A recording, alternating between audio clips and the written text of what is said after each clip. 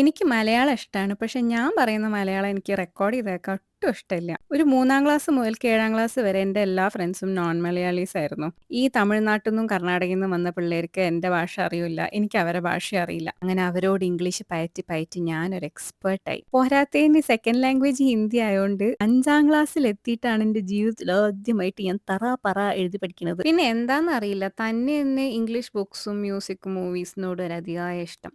അങ്ങനെ ഞാനൊരു ഇംഗ്ലീഷ് കുമാരിയായി. 8-ാം ക്ലാസ്സിൽ സ്കൂൾ മാറിയപ്പോഴാണ് 8ന്റെ പണി കിട്ടിയത്. അവിടെ മലയാളം കമ്പൽസറി. പോരാത്തതിന് ഫുൾ തനി മലയാളി പിള്ളേര്. ഗുരുവായൂരമ്പലത്തില് മഞ്ചാടിക്കുരുമാരി എന്നെ വാരി വാരി കൊടഞ്ഞിണ്ടവര്. ബട്ട് അതൊക്കെ സർവൈവ് ചെയ്തുകൊണ്ട് എന്റെ റീഡിംഗ് ആൻഡ് റൈറ്റിംഗ് സ്കിൽസ് ഒക്കെ ഇമ്പ്രൂവ് ആയിട്ടോ. പിന്നെ കോളേജിൽ പോയപ്പോൾ മലയാളം സാഹിത്യത്തിനോടും ഒരു ഇൻട്രൊഡക്ഷൻ കിട്ടി. എന്റെ പടച്ചോനെ, ഞാൻ എങ്ങനെയൊക്കെയോ കഷ്ടപ്പെട്ട് 4 കെട്ടൊക്കെ വായിച്ചു തീർത്ത ആളാട്ടോ. ഇതൊന്നും പോരാഞ്ഞിട്ട് അത് കഴിഞ്ഞപ്പോൾ ഞാൻ കല്യാണം കഴിച്ചത് ഒരു തനി മലയാളി ചെക്കനെയാണ്. മൂപ്പര് എനിക്ക് കുറേ ഞാൻ മിസ്സായിപ്പോയ നല്ല നല്ല സിനിമകളും പാട്ടും ഒക്കെ ഇൻട്രൊഡ്യൂസ് ചെയ്തു. ഞാനൊരു 10 വർഷമായിണ്ടാവും ഈ വീഡിയോ പരിപാടി തുടങ്ങിയിട്ട്. പക്ഷെ മൊത്തം ഇംഗ്ലീഷിലായിരുന്നു. കാരണം എനിക്കതായിരുന്നു ഒരു കംഫർട്ട്. സ്ഥിരമായിട്ട് മലയാളം തന്നെ സംസാരിച്ച് ശീലിച്ചെങ്കിലും എന്തോ എന്റെ റെക്കോർഡ് ചെയ്ത മലയാളം കേൾക്കുമ്പോൾ എനിക്കൊരു ചടപ്പ്. എന്റെ പ്രൊനൗൺസിയേഷൻ ശരിയില്ല, എനിക്ക് വേർഡ്സ് അറിയില്ല എന്നൊക്കെ ഒരു തോന്നല്. ഇപ്പൊ എന്റെ മലയാളം ഭയങ്കര അടിപൊളിയായോണ്ടല്ല പെട്ടെന്ന് വീഡിയോസ് ചെയ്യാൻ തുടങ്ങിയത്. പക്ഷെ എനിക്ക് കേട്ടിട്ട് സഹിക്കാൻ പറ്റുന്ന ഒരു സ്റ്റേജിലേക്ക് എത്തിയെന്ന് ഞാൻ വിശ്വസിക്കുന്നുണ്ട്. ഞാൻ ഒട്ടും പ്രതീക്ഷിക്കാതെ ഇത് കേട്ട് സഹിക്കുന്ന ഒരു ഓഡിയൻസിനെ കിട്ടി.